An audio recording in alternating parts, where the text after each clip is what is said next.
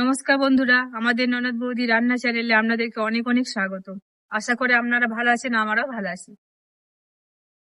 আজ আমরা শীতের সকালে একটা নতুন রেসিপি নিয়ে চলে এসেছি, নতুন ভাবে নতুন স্টাইলে। সেটা হচ্ছে দুধ পিঠে।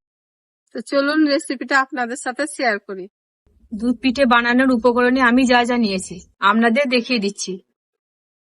500 গ্রাম চালের গুঁড়ো নিয়েছি, এখানে 1 বাটি চিনি নিয়েছি, খেজুরি গুড়, গুঁড়ো দুধ, একটা নারকেল, 4টে শাকারকুম আলু আমি সেদ্ধ করে নিয়েছি, আর 6টা এলাচ নিয়েছি। মেওয়া বানানোর জন্য আমি 1 লিটার দুধ ফুটিয়ে অর্ধেক করে নিয়েছি, আর প্লেন 2 লিটার দুধ নিয়ে নিয়েছি। নুনটা ধরিয়ে নাও, আমি নারকেলটা কুড়ে নিচ্ছি। হ্যাঁ, আমি জলটা গরম করে নিচ্ছি ময়দা মাখানোর জন্য। আমার নারকেল কোরানো হয়ে গেছে, এদিকে বুনটি জল গরম হয়ে গেছে।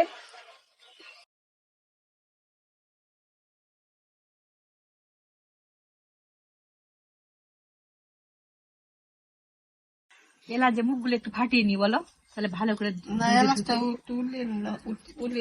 উল্লাইতে হবে না, এইরকম মুখগুলা ফাটিয়ে দিলে কি সুন্দর সেন ঢুকে যায়। মেওয়াটা করার জন্য আমি দুধটা কড়াইয়ে ঢেলে দিই। দুধের মধ্যে এবার আমি নারকেল কুড়াটা দিয়ে দিচ্ছি। মোয়া মারার জন্য আমি খেজুরি গুড় দিচ্ছি, কিছু পরিমাণ চিনি। আমি এদিকে ময়দাটা মেখে নিচ্ছি।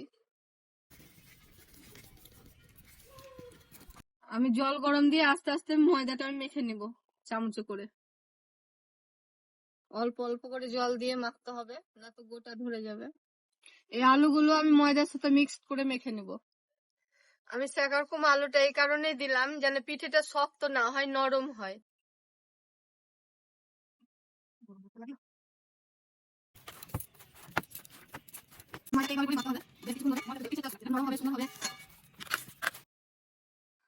আমার ময়দাটা দেখুন কি সুন্দর সফট হয়ে গেছে।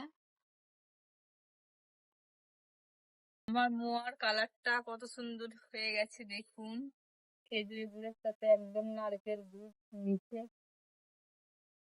কিছুটা এলাচ বেটে রেখেছিলাম দিয়ে দিচ্ছি।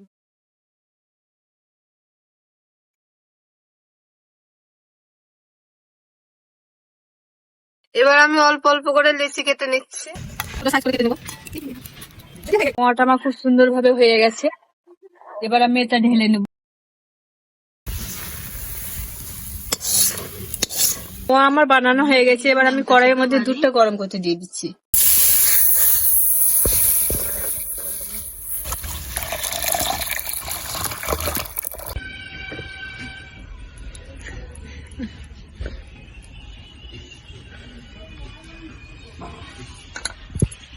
এবার আমরা ছোট ছোট করে লই করে কেটে নিয়েছি।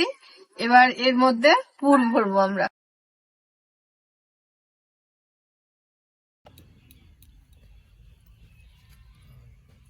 এমন ভাবে এটা খুলি বানিয়ে নিতে হবে, এই খুলির মধ্যে দিয়ে পুর ভরতে হবে, তারপরে হয়ে যাবে পিঠে।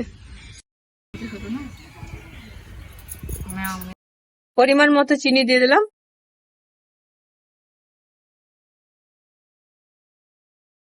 এর মধ্যে পরিমাণ মতো খেজুরি গুড় দিয়ে দিলাম। এবার এটাকে আমি ভালোভাবে মিক্স করে নিলাম। আমার এই দুধটা বলক হয়ে গেছে অনেকক্ষণ ধরে। আমি এবার গুঁড়ো দুধটা দিয়ে দিচ্ছি।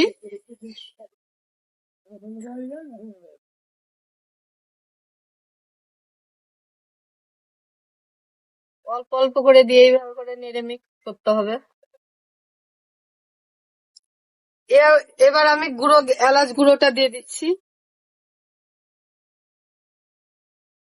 এবার আমি পিঠেগুলোকে ছেড়ে দিব।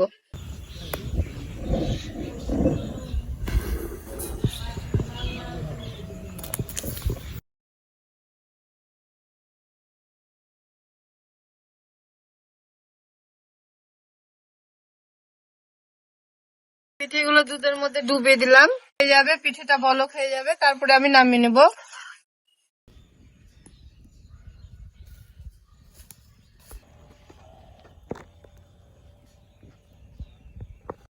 আমার পিঠে ভেসে গেছে, আমি এবার নামিয়ে নিচ্ছি।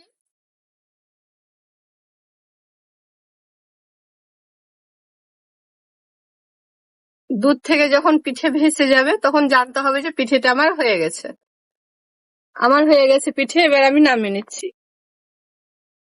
এবার বৌদি তোমাদের পিঠেটা পরিবেশন করে দেখাবে। সেটাটা দেখতে এত সুন্দর লাগছে, খেজুরের গুড় দিয়ে মনে হচ্ছে মেয়া মেয়া, পুরো ক্ষীর মনে হচ্ছে, খিরসা মনে হচ্ছে, খিরসা পিঠে। এটা মনেই তো হচ্ছে, এটা গ্যারেন্টি।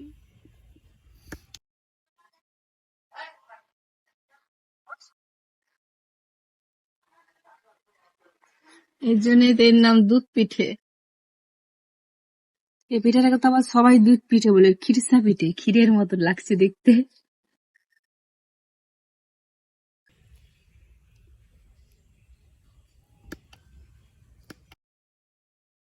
এটা হচ্ছে আমাদের দুধ পিঠের রেসিপি।